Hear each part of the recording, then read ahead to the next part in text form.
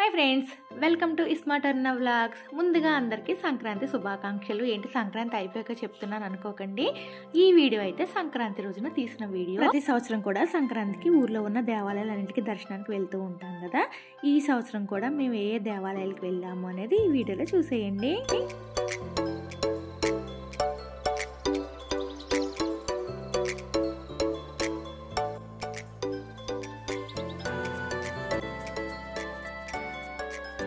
Already షార్ట్స్లో నేను భోగి పండుగ రోజున ఎక్కడెక్కడికి వెళ్ళాము అనేది వీడియో అయితే పెట్టాను కదా.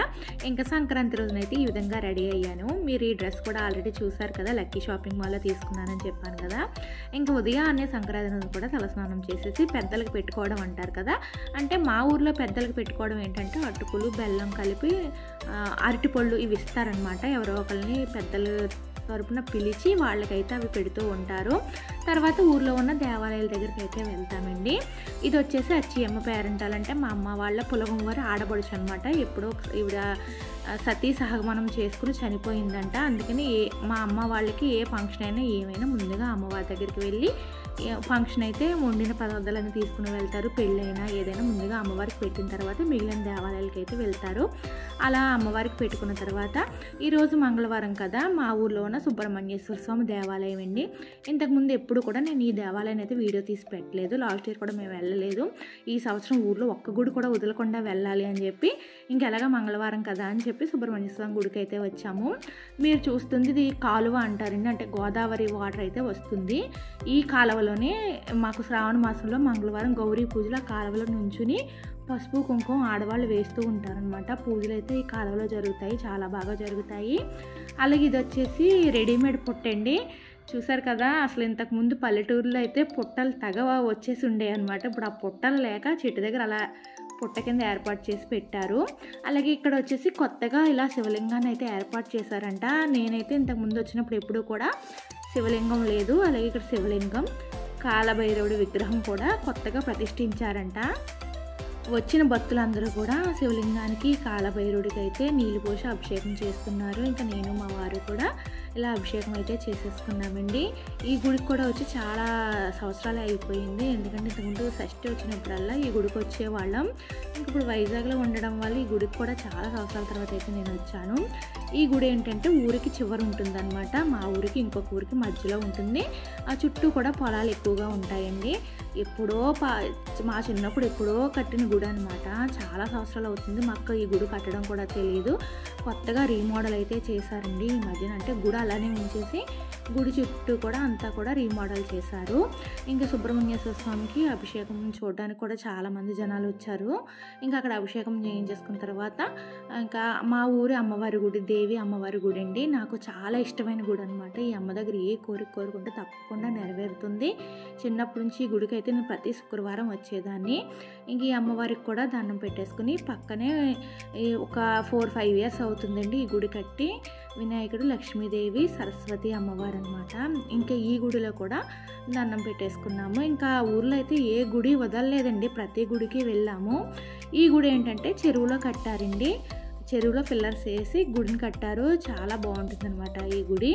అలాగే ఊరి గ్రామ దేవత మాచరమ్మ తల్లి ఆలయానికి అయితే వచ్చేసాము. ఈ ఆలయం ఏంటంటే శ్మశానం పక్కన ఉంటుంది. మా చిన్నప్పటి నుంచి అలానే ఉంటుంది గుడి. ఇది కూడా ఎప్పుడో కట్టారు కానీ ఈ మధ్యన అయితే చాలా బాగా డెవలప్ చేశారండి. ఇవి వచ్చేసి ఘటాలు అంటారు కదా.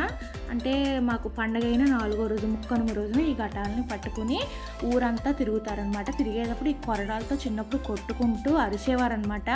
ఈ ఘటాలు వస్తున్నాయి అంటే చిన్నప్పుడు మేము లోపల దాక్కుండిపోయేవాళ్ళం భయం వేసి. మా ఊరి గ్రామ దేవత అండి మాచరమ్మ తల్లి విగ్రహం అయితే చాలా బాగుంటుంది. అలాగే ఇక్కడ వచ్చేసి కొత్తగా ఇలా కృష్ణుడి విగ్రహం పెట్టారు చూడండి. కృష్ణుడు నడుచుకుంటా వెళ్ళినట్టుగా చాలా బాగుంది కదా. గుడి అయితే చాలా బాగా డెవలప్ చేశారండి, చాలా బాగుంటుంది. అసలు ఎంత బాగా మా ఊర్లో గుడులన్నీ కూడా అంతేనండి, చాలా బాగా అన్ని గుడులు డెవలప్ చేశారు. ఈ గుడికి ఏంటంటే పెళ్ళయ్యేటప్పుడు పెళ్లి కొడుకు వచ్చి ఏంటి సరుడు పానకాలు వేస్తారండి. ఆ సరుడు పానకాలు ఏంటి అనేది మా మరిది పెళ్ళి ఉంది కదా, అప్పుడు మీకు చెప్తానండి. ఇంకా ఆ మాచరమ్మ తల్లి అమ్మవారి దర్శనం అయిపోయిన తర్వాత ఇది ఇంకొక గ్రామదేవత అండి, అనపాలమ్మ తల్లి. మా ఊర్లో 3 గ్రామదేవతలు ఉన్నారు. ఈ అనపాలమ్మ తల్లి పండుగ ఏంటంటే మే నెలలో జరుగుతుందన్నమాట. చాలా పెద్ద జాతర జరుగుతుందండి. ఆ అమ్మవారి గుడికి అయితే వచ్చాము. ఈ అన్ని గుడుల కన్నా ఈ అమ్మవారి గుడిలో విగ్రహం అయితే చాలా చాలా పెద్దగా ఉంటుంది. అలాగే 101 ఆ దేవతలకి 108 దేవతలు అని అంటారు కదా, వాళ్ళకి ఒక్కడే తమ్ముడు పోతురాజు అని చెప్పి. అలాగే మా ఊర్లో కూడా ఒకే ఒక పోతురాజు గుడి ఉంటుంది. చాలా చిన్న గుడి ఉంటుందండి. ఒకరు వెళ్తే ఇంకొకరు లోపలికి వెళ్ళడానికి కూడా అవ్వదు, అంత చిన్న గుడి ఉంటుంది. ఇంకా పోతురాజు కూడా దండం పెట్టేసుకుని తర్వాత మా ఊర్లో ఉన్న ఒకే ఒక సత్తమ్మ తల్లి గుడి అండి. ఇది నల్లమిల్లి వారి సత్తమ్మ అంటారు. అంటే ఒక ఇంటి పేరు ఉంటుంది కదా, వాళ్ళ ఆడబడుచు అని చెప్తారు. కానీ అందరూ కూడా వెళ్ళి పూజిస్తారండి. ఇంకా సత్తమ్మ తల్లి దగ్గర కూడా వెళ్ళి దండం పెట్టేసుకుని మా ఊరు ఇంకొక గ్రామ దేవత మారమ్మ తల్లి. అంటే మారమ్మ తల్లి, మాచరమ్మ, అనపాలమ్మ. మా ఊరికి 3 గ్రామ దేవతలు ఉన్నారండి. 3 వైపులా ఉంటారనమాట మా గ్రామాన్ని రక్షించడానికి. ఈ మారమ్మ తల్లి ఏంటంటే 3 సంవత్సరాలకు ఒకసారి, 5 సంవత్సరాలకు ఒకసారి తీసుకుని వస్తారు. లేనప్పుడు ఈ చెట్టు దగ్గరే పలారం పెట్టేసుకుని దండం పెట్టుకుంటూ ఉంటారనమాట. తీసుకొస్తే మాత్రం ఈ చెట్టు దగ్గర చిన్న పాకలాగా వేసి అక్కడ అమ్మవారిని నిలుపుతారు. అలా ఒక 9 నెలలు, 6 నెలలు, 5 నెలలు అలా ఉంచిన తర్వాత మళ్ళీ అత్తారింటికి అయితే పంపించేస్తారు. మా ఊరు ఏంటంటే పుట్టిల్లు అనమాట. అయితే ఇప్పుడు తీసుకురాలేదు, అందుకే చెట్టు దగ్గర అయితే దండం పెట్టుకున్నాము. తర్వాత మా ఊరు శివాలయం దగ్గరికి అయితే వచ్చేసామండి. ఈ శివాలయం ఏంటంటే నిర్మిస్తున్నారండి. మార్చి 2వ తారీఖున గుడి ఓపెనింగ్ అయితే ఉంది. అప్పుడు కూడా వచ్చినప్పుడు ఆ వీడియో మీతో షేర్ చేస్తానులేండి.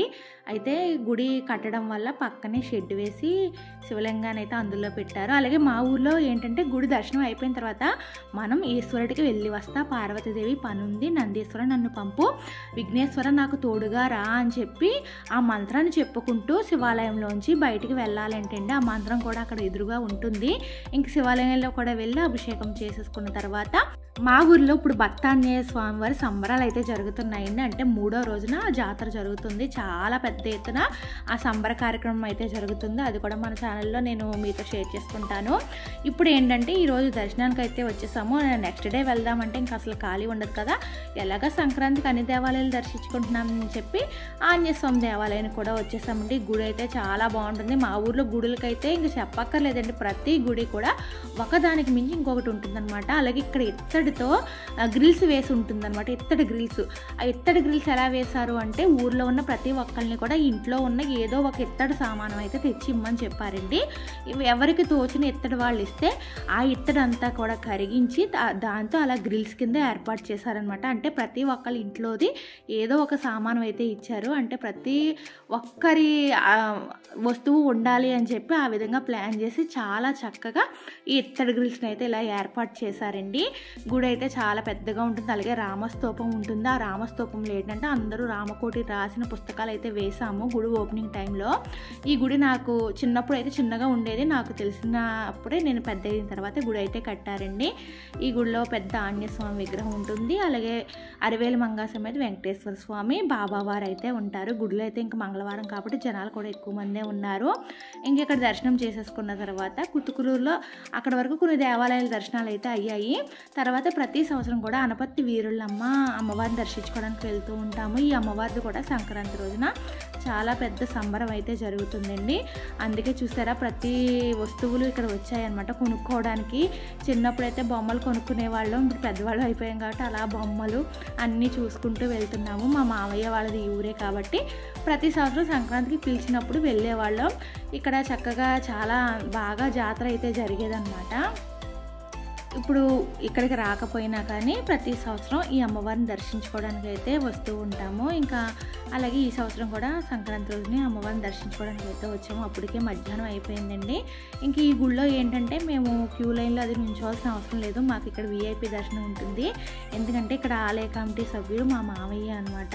ఇప్పుడు మైక్లో అనౌన్స్ చేస్తున్నారు కదా, ఆయనే మా మావయ్య. ఇంకా మా మావయ్యకి కనిపించగానే మమ్మల్ని పక్క నుంచి తీసుకుని లోపలికి అయితే దర్శనానికి వెళ్ళారు. అలాగే ఈయన కూడా ఇంకొక ఆలయ కమిటీ సభ్యులే అనమాట. మావయ్య ఇద్దరు ఫ్రెండ్స్ అండి. ఇంకా మేము అందరం కలిపి చక్కగా పక్కన ఉండి అమ్మవారి ఆలయానికి అయితే లోపలికి అయితే వెళ్ళాము. ఇంకా ప్రతి ఒక్కరికి బయట నుంచే దర్శనం ఉంటుంది కాబట్టి ఇంకా మావయ్య ఆలయ కమిటీ సభ్యులు కాబట్టి మాకేంటంటే లోపల అమ్మవారి గర్భగుడిలో కూడా ఎంట్రన్స్ ఉందన్నమాట. చాలా బాగుంటుందండి. ఈ వీరుళ్ళమ్మ అమ్మవారి గుడి కూడా రీసెంట్గానే నిర్మించారు. అమ్మవారి విగ్రహం కూడా చాలా కలగా ఉంటుంది. కోరిన కోరికలు తీర్చే తల్లిగా ఈ వీరుళ్ళమ్మ అమ్మవారిని పూజిస్తూ ఉంటారు. ఇంకా మావయ్య ఉండడం వల్ల మేము కూడా గర్భగుడి లోపలికి వెళ్ళి అమ్మవారిని దర్శించేసుకుని వచ్చాము. మేము ఇంతకుముందు లాస్ట్ 2 years కూడా భవానీ మాల వేసుకున్నప్పుడు ఈ గుడి దగ్గరే అనమాట, వీరుళ్ళమ్మ అమ్మవారి గుడి. బయట నుంచి చూస్తే ఇలా ఉంటుందండి, పువ్వులతో చాలా అందంగా డెకరేషన్ చేశారు. ఇంకా అక్కడితో ఆ రోజు అయితే కంప్లీట్ అయ్యింది సంక్రాంతి రోజున. ఇది వచ్చేసి కనుమ రోజున, అంటే దేవాలయాల దర్శనాలన్నీ ఒకే రోజు చూపిస్తామని చెప్పి కనుమ రోజున కూడా కొన్ని దేవాలయాలకు వెళ్ళాము. ఎందుకంటే ఆ రోజు చాలా లేట్ అయిపోయింది, మధ్యాహ్నం అయిపోయింది కదా. ఇంకా తర్వాత ఈ గుడికి అది నెక్స్ట్ డే వెళ్దామని చెప్పి ఇంకొక అమ్మవారు అనమాట, గంగాలమ్మ అమ్మవారండి. ఈ అమ్మవారి పండగ కూడా పండగ అయిపోయిన తర్వాత 4వ రోజు ముక్కనుమ రోజున జరిగేది. ఈ ప్లేస్లోనే అందరికీ భోజనాలు పెట్టేవారు. లాస్ట్ ఇయర్ వీడియో కూడా పెట్టాను కదా, ముక్కనుమ రోజున ముక్కలతో భోజనాలు అని చెప్పి నాన్ వెజ్ వేసి అమ్మవారి భోజనాలు అయితే పెడతారండి. ఈ సంవత్సరం ఏంటంటే గుడి కమిటీ సభ్యులు ఎవరో ఎక్స్పైర్ అయ్యారని చెప్పి భోజనాలు అయితే పెట్టడం లేదు, అమ్మవారి జాతర అయితే చేయడం లేదండి. ఈ గంగాలమ్మ అమ్మవారి అనమాట, విగ్రహం అయితే చాలా బాగుంటుంది. ఇంకా అలాగే అక్కడ నుంచి బయలుదేరి ఇది ఏంటంటే గొల్లాలమ్మ అంటారండి. అమ్మవారి విగ్రహం అయితే ఏమీ ఉండదు, పొలాల మధ్యలో ఒక చెట్టు ఉంటుంది. ఆ చెట్టు దగ్గరే అమ్మవారికి కోడి కానీ మేక కానీ కోస్తారనమాట. ఆ బుర్రలు వచ్చేసి చెట్టుకి కడుతూ ఉంటారు. ఇది ఏంటంటే పొలాల మధ్యలో ఉండడం వల్ల ఇంకా నాన్న మా అబ్బాయి ఇద్దరు వెళ్ళారు. ఈ అమ్మవారికి కూడా అటుకులు బెల్లం అలాగే అరటిపళ్ళు పెడతారనమాట నైవేద్యాలు. చుట్టుపక్కల పొలాలు ఉన్న వాళ్ళందరూ కూడా ఈ అమ్మవారికి అయితే తప్పకుండా వచ్చి అటుకుల నైవేద్యం అయితే తప్పకుండా పెడతారండి. మీరు చూస్తున్నారు కదా వీడియోలో ఎన్ని అటుకులు అరటిపళ్ళు వచ్చాయో. ఇలా అరిటాకు వేసి అరిటాకులో అటుకులు బెల్లం కలిపి అలాగే అరటిపళ్ళు పెడతారనమాట. ఊర్లో ప్రతి దేవాలయానికి సంక్రాంతి రోజున ఇలాగే తీసుకుని వెళ్తారు. అలాగే పెద్దలకి కూడా ఇంటికి పిలిచి వాళ్ళకి కూడా అటుకులే ఇస్తారనమాట. చాలామంది ఏంటంటే ఇంటితో ఒక మూల కొత్త బట్టలు పెట్టి తర్వాత కలగూర కూర వండి అవన్నీ పెడుతూ ఉంటారంట. ఒక్కొక్కళ్ళ ఆచారం ఒకలా ఉంటుంది కదా. మాకేంటంటే పెద్దలకి పెట్టడం అంటే అటుకులు బెల్లం అరటిపళ్ళు కలిపేసి ఇస్తారనమాట. బొట్టు పెట్టి వాళ్ళ చేతిలో అవే పెడతారు, అవే తీసుకుని వెళ్తారు. ఇలా గొల్లాలమ్మ అమ్మవారి దర్శనం అయిపోయిన తర్వాత ఇది పెడపత్తిరేవండి, మా ఊరు పక్క ఊరు, అక్కడ ఉంటుంది. గుడి అయితే చాలా చిన్నగా ఉంటుంది, విగ్రహం కూడా చాలా చిన్నగానే ఉంటుంది, కానీ చాలా శక్తివంతమైన దేవాలయం అండి. చాలామందికి అమ్మవారి సంతానాన్ని అయితే ఇచ్చారు. ఇంక ఈ అమ్మవారి దర్శనం చేసుకున్న తర్వాత ఈరోజు ఏంటంటే ఇక్కడ అన్నప్రసాద కార్యక్రమం జరుగుతుంది. ఈరోజు ఇక్కడే ఇంకా భోజనం చేసేసి ఇంటికైతే వెళ్ళాము. ఈ విధంగా సంక్రాంతి రోజున కనుమ రోజున దేవాలయాల దర్శనాలకి అయితే వెళ్ళామండి. ఊర్లో ఏ దేవాలయం వదిలిపెట్టకుండా ప్రతి దేవాలయాన్ని అయితే దర్శించుకున్నాము. అలాగే నా నెక్స్ట్ వీడియోలో సంక్రాంతి రోజున కూడా మా ఊర్లో ముగ్గుల పోటీలు జరిగాయి అనమాట. ఏ విధంగా జరిగాయి ఏంటి అనేది కూడా నెక్స్ట్ వీడియోలో మీతో షేర్ చేసుకుంటాను. అంతవరకు కూడా ఇవి సంక్రాంతి రోజున సరదాగా తీసుకున్న ఫొటోస్ అండి, అవి అయితే చివరిలో యాడ్ చేశాను.